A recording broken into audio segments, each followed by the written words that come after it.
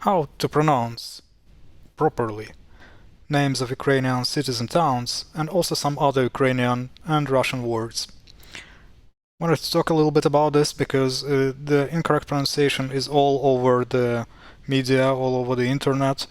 American experts, for instance, talking about Russian invasion of Ukraine, and they name Ukrainian cities and towns and pronounce the names often, most of the times, actually, incorrectly. Sometimes a little bit, sometimes completely different.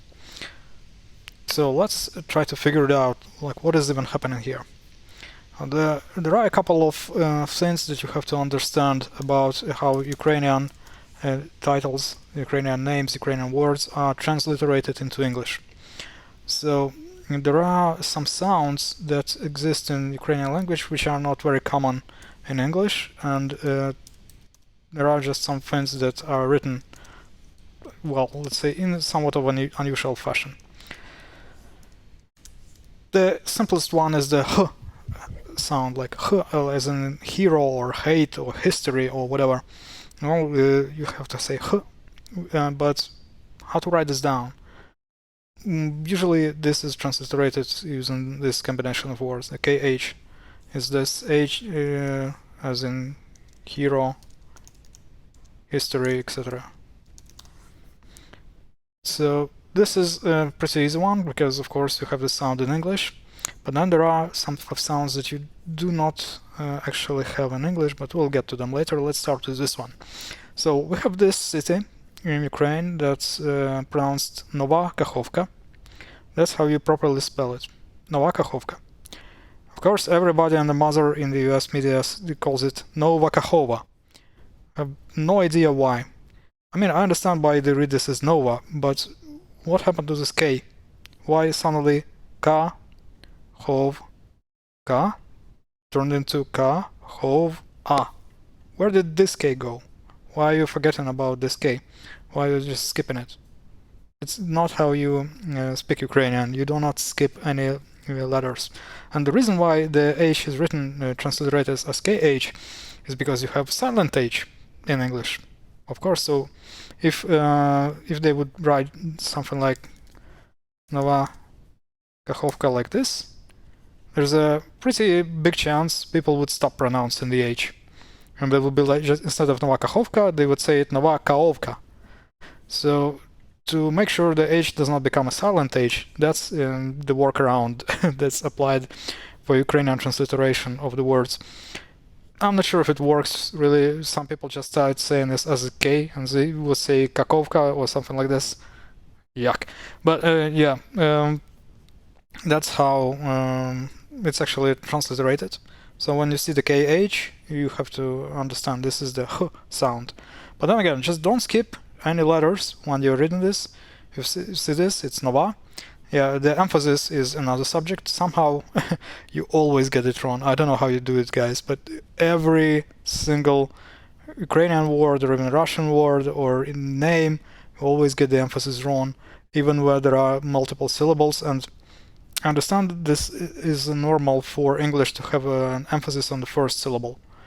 But when it's actually not on the first one, you somehow manage to when it's really on the first one, you somehow manage to move it to other places and other syllables, and I don't understand why. How does this work that you always get it wrong? It's a mystery to me. Anyway, let's take a look at this one as an example. Again, this is Nova. The emphasis is on A here, and yeah, how do I show this? Looks more like an emphasis.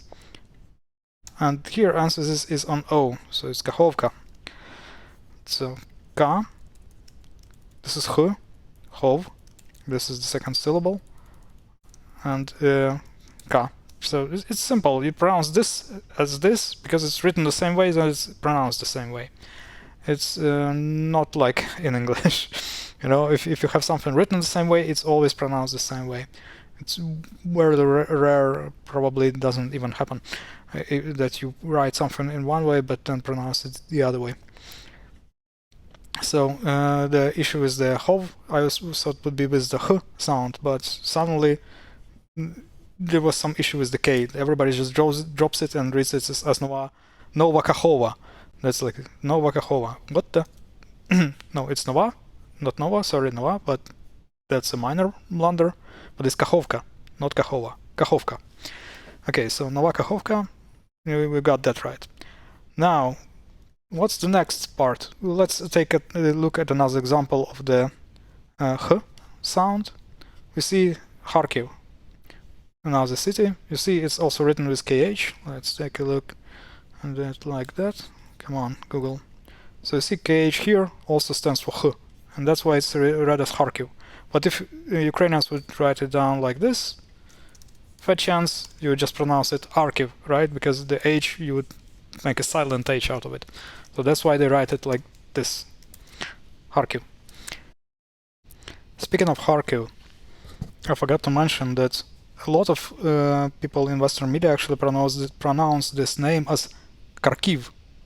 Kharkiv. So they do not say H, they say K. So KH already degraded to just K. And they also move the emphasis on the second syllable. Why? Why do you move the emphasis on the second syllable in this one? In this one, the first one would actually be the correct one. So if you're always doing the first one, just always do the first one. But no, sometimes you have to move it to the second syllable in exactly the wrong words. So it's not Kharkiv, it's not even Kharkiv, it's Kharkiv. Kharkiv, that's the right way to pronounce this name. So you can also see that H in Ukrainian is the letter that is used for that is looks like English X, well, Latin X.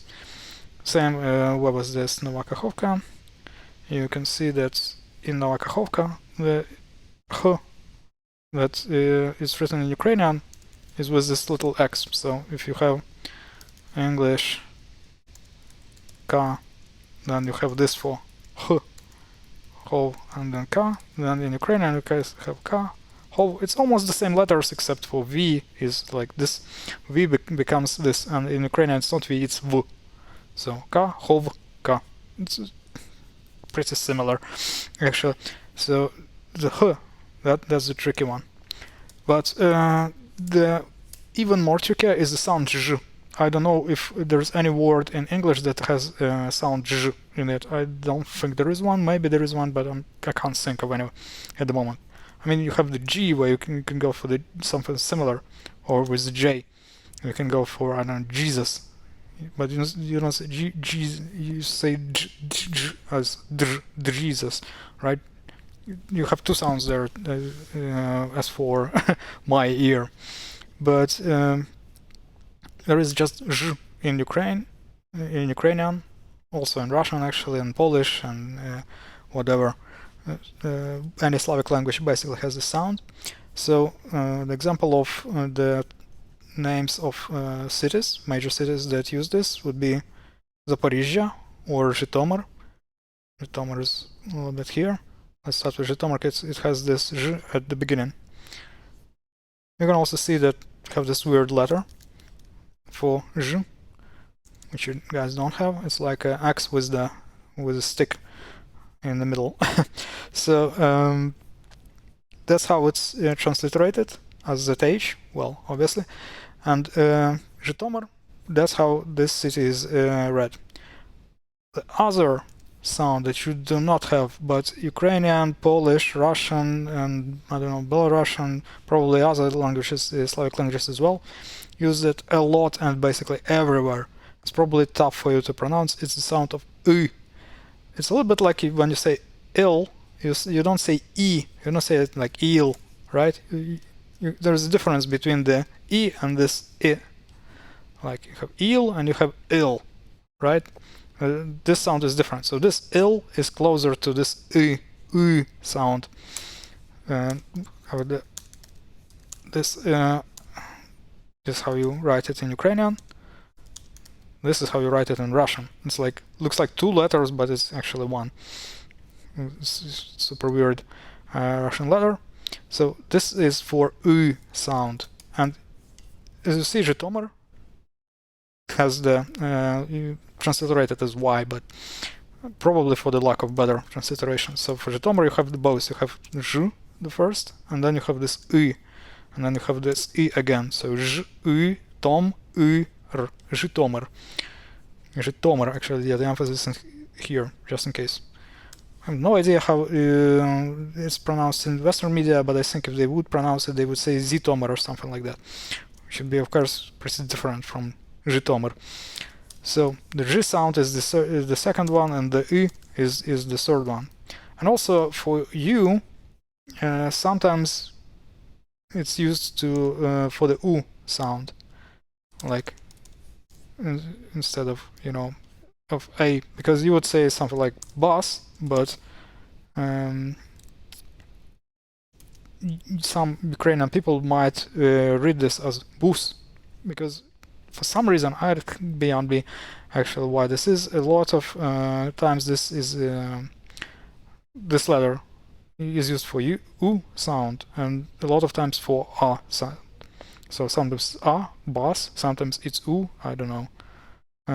Like in Hulu, you know, you have this, but that's probably not a very English word, right? It's sounds like something from Hawaii. But anyway, but still, you don't read it as Hala, you read it as Hulu. So this U, that U sound, often gets transliterated with this letter, which results in some pretty funny things like Bug River, right? It's not even going to show me the river. Google, come on, where is it? Anyway, it's not a Bug River. That's Bug. The river's name is Bug. So, Bug River. Are you scared already of? Yeah, we have a Bug River in Poland and in Ukraine. Yeah. So, probably I don't know about other countries it spans. By the way, might be even more than just Ukraine and Poland. Anyway, basically this was supposed to mean U sound. So this is Bug. The river is called Bug, not Bug. And the emphasis, guys, oh my god, the emphasis, somehow you get it always wrong. I don't know why. Let's start with the Russian presidents. So there used to be a president in Russia before Putin, believe it or not. It was just one. You had the general secretary and then they had the president. And the president was called Boris Yeltsin. Roughly translated like this. But the other thing about the Slavic languages is that we have the soft sign, which we apply to soften some words. You can say n and you can say n, and you can say l or you can say l. And if you look up how Boris Yeltsin is written in Russian, you have this soft sign after the L. So sometimes the soft sign is being put in as this thing. In Ukrainian, it also exists and has the same function. And if you look at this city of Lviv, it has the soft sign after L. The first letter is actually L, and let's copy and paste this.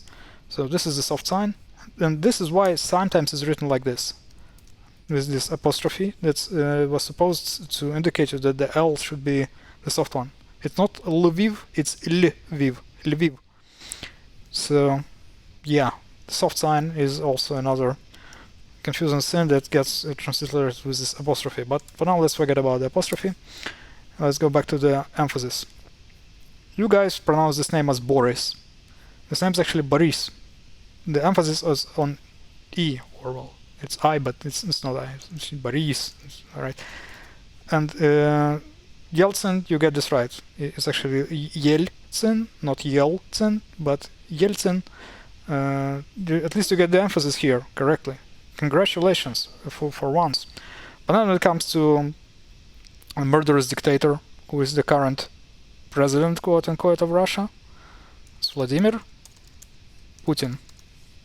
So Vladimir, but you always say Vladimir. Okay, I get this. You are used to putting the emphasis on the first syllable, right? So Vladimir becomes Vladimir. Kind of tolerable, but wrong, but tolerable. But why suddenly Putin becomes Putin? here you suddenly decided that no, here we're not going to emphasize the first syllable. Here we're going for the second syllable. Why? There's no reason for that. Actually, the proper pronunciation is Putin. The emphasis is on the first syllable. So you, in 2 words, you manage to get all of the emphasis wrong. Instead of saying Vladimir, you say Vladimir, but instead of saying Putin, you say Putin. So here you moved the emphasis to the first syllable, as it probably is habitual for Americans and any other English-speaking people, but here somehow we decided that first syllable is not good enough. Let's do the second one. Why? It's beyond me. So that's a couple of things I wanted to tell you about pronouncing Ukrainian names. So let's try to apply this apply this knowledge to something that we can see. For instance, we have this city. It's transliterated as this. We already can recognize something like KH is the H sound. This we have Mel. We see the soft sign there, which is missing here, but you could have an apostrophe in some transliterations. But okay, let's forget about it. You also have another soft sign. So yeah, if you look for the soft signs, you might figure out that there are a little bit of nuances of pronunciation. Oh yeah, I forgot also about this. The TS is pronounced ts, ts, and this is the letter for it. So here we also have it with the soft sign, so it becomes ts. So how would you pronounce this? Probably say something like Kmel Nietkie Khmelnytsky. I don't know. How would you pronounce this, guys? I'm curious to see you struggle. It will be fun. But the actual pronunciation for this is Khmelnytsky. So you can figure out some of the parts that this is H, so it's Khmel, but the L is actually there with a soft sign, so it's Khmel. And if we put soft signs in there, it would be something like this. Then we have the T. You don't have the T as one letter. You have the TS and it becomes like T, T. But in Ukrainian and Russian, in Polish as well, right? Yeah, this is one letter that has also one sound. The sound is just T, T, T, T, T. It's not T, it's T. So it's Khmelnytsky. Khmel, we already understand the KH. Then Ny, Y, we talked about the Y sound. It's Ny, Ts. And then we have again Y. But here we should have something like this, Khmelnytsky. But it's, for some reason, they also transliterate this as YI when you have the Y. Y. It's another fun Ukrainian letter. Also same in Russian, I guess, yeah.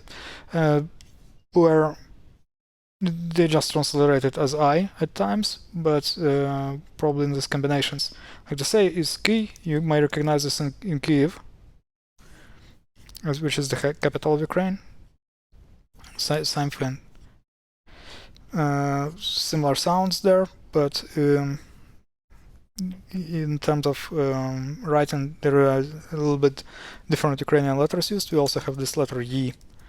It's like E, but like I mean, but with 2 dots above it. So you have the this where you read as E, and this you read as Y. But this is like a combination of Y plus E. So Y is like a letter of 2 sounds. Y plus E. So in Khmelnytsky, you just have the U part of it. In Kyiv, it's written Kyiv. It's the same as writing E. Yeah, except it's not written like that, because when you have this combination in Ukrainian, it's replaced with this letter. But pronunciation-wise, it's the same as K, Y, I, V, Kyiv. So similar, Khmelnytsky, you have this I in the end, with this kind of ugly transliteration with Khmelnytsky. It's supposed to be maybe something like this, Kyi. I don't know how to, transliterate the U sound into English, because there's nothing really too similar to that, right? Sometimes you would write this as with a Y, actually, right? You would say yak, you have a u sound in the yak, but you would not use I here, right? So yeah, it gets kind of complicated at times, but given that you know that KH stands for H, Y probably stands for U. Well, not probably, it does for the E sound, and TS is for T. Then you can go, it's H, Hmel, N, U, this I, so Hmelny, this Ts, so Hmelnitz, and this you go K, and if I is on the end, it's probably not E, it's U. So it's Khmelnytsky, but if you would read Khmelnytsky, K, Khmelnytsky, yeah, it would be, well, close enough, right? So, guess that's why they just put the E at the end. What else could we try? I wanted to, I've used Zhytomyr as one of the examples, right? So, look at this. Again, Zh, you already know. Y, you already know as well. So, it's Zh, To, Myr. Well, so the other issue is, of course, look up where the emphasis goes, and here it's on the O. So it's Zhytomyr. Okay, let's try a couple of more quickly. So let's test our knowledge with this one, and let's also take a look at, I don't know, we could use this one for instance. So you see this little apostrophe at the end, and you see the soft sign. You might recognize the soft sign by now. So this match exactly letter for letter, except the soft sign becomes the apostrophe, as you know. So how would you probably read it? You would say K, O, R, O, S, T, E, N, and then you have this thing which you don't know what to do about it, but this is a soft sign actually. So N becomes, instead of sound N, it will become sound N. So this becomes Korosteny. Instead of saying Korosten, you say Korosteny. But emphasis is actually on the first syllable here, so it's Korosteny. So if you would pronounce this Korosten, that would be good enough, but the proper correct pronunciation is Korosteny. Korosteny. So with N in the end. So you see, that's the soft sign already starts popping up. Same thing here. Also, you see the letters are almost exactly the same. The K is the same, the O is the same, the R is different because in Ukrainian you have R, not the R, but that's how it's written. It's written like P. So some letters are confusing you because it looks like a P, but it's not P. It's how you write R in Ukrainian. Well, in Cyrillic actually, because same in Russian and Belarusian. Yeah, all the languages that use Cyrillic alphabet. Also, the S in Cyrillic, this is how you write the S. You use the C instead of the S. But T is practically the same, and then you have N instead. What looks like H is actually N in Cyrillic. So you see, this matches letter to letter, except for the soft sign being going to this turning into this apostrophe. Same thing happens here in this.